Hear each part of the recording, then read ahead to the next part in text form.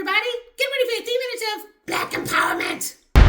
Investigators are searching for a motive in the shooting at the Michigan church. Here's what we know. Oh boy, here goes the propaganda arm trying to manipulate the public.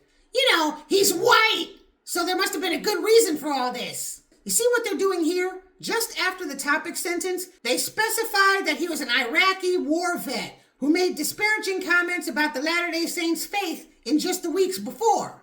This seems like an innocent description, but what it's really designed to do is humanize him. He's a war vet, so he's a hero now. Now your unconscious mind is not just blaming him. It's trying to understand why a war hero would do something like this. Then the very next line says he made disparaging remarks about that religion. So now a nice chunk of the public thinks it's some sort of religious issue. Then they go into this paragraph about how he has a sick kid and he tried to make a GoFundMe to help this kid get an operation or a surgery or something like that. So now in the minds of a lot of the public, we have a war hero who just doesn't like Mormons because he's angry. But that anger sprouts from an inner pain from an unhealthy child.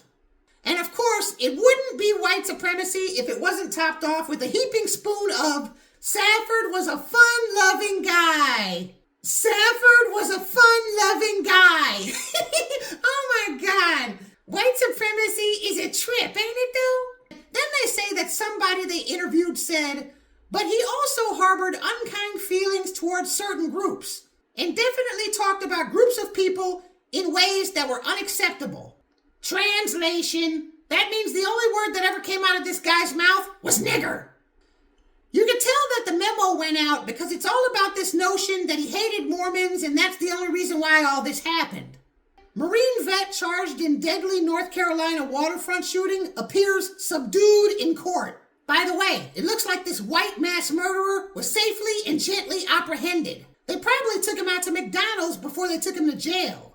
Anyway, this time they led the article with the veteran thing. They know one huge chunk of the American public is going to think hero when they think military, and then the other chunk is going to think PTSD.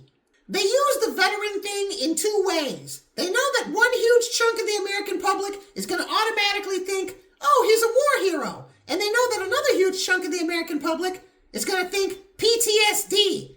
They don't care if you pick hero or PTSD, as long as you don't think about his white skin. District Attorney John David is already putting the word out. As you can see, he hasn't even seen the killer's medical records yet, and he's already blaming significant mental health issues after a serious traumatic brain injury. I'd say about 40% of this article was used to thoroughly convince the reader that this guy was a walking mental institution. Like he was Jack Nicholson in One Flew Over the Cuckoo's Nest or something. Even the governor himself of North Carolina gets right on board with that mental health gun law babble that the Democrats use. I mean, what's funny about that is the fact that the North Carolina legislature just passed a criminal justice reform bill last week because of the black dude who killed that Ukrainian woman on the train. That just goes to show you the legislative knee-jerk reaction when the perpetrator is black. The law is mainly designed to keep more black mental health patients in jail while the white ones slip through the cracks. It would streamline the appeals process for the death penalty too. It's all about telling the white public, hey look, we're not only going to put these niggers in jail, we're going to kill them. The North Carolina governor has not signed that bill into law yet, but I'm guessing now because of this, he probably won't. Because now all those laws would have to be aimed towards a white man. Family, the problem is that whites are generally raised to do whatever they want without any consequences. Ending the racial caste system in America will reduce these mass shootings to almost zero. White supremacy can keep playing with the facts, but these mass murders are happening on a weekly basis now. They can ignore it all they want, but it's going to start affecting the economy. Then they will not be able to ignore it anymore. It's already happening. There's already been 573 school shootings in the U.S. between 2013 and 2021. That equals about one a week, with declines in consumer activity for up to 6 months in any one of those areas. It used to be more localized, but now consumers all over the country are starting to stay home more altogether. And we have years and years more to go of Donald Trump. He will certainly continue to ignore the problem and to blame others. Money, more than anything else, will finally force white supremacy to its knees.